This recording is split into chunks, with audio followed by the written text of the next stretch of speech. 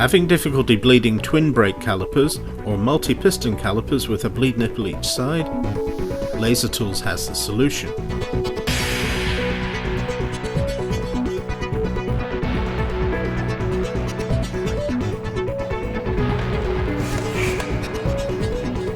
This new dual feed brake bleeder has been introduced to allow two brake nipples to be bled at the same time.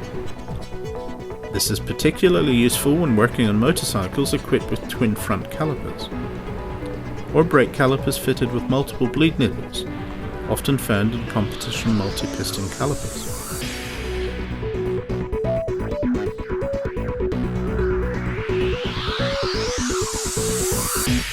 Standard workshop compressed air is used to generate an internal vacuum.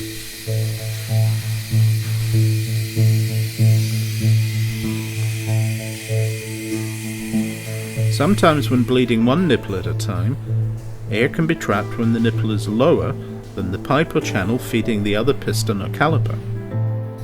With the dual feed, the fluid is drawn out through both bleed nipples together, pulling trapped air and old fluids straight out.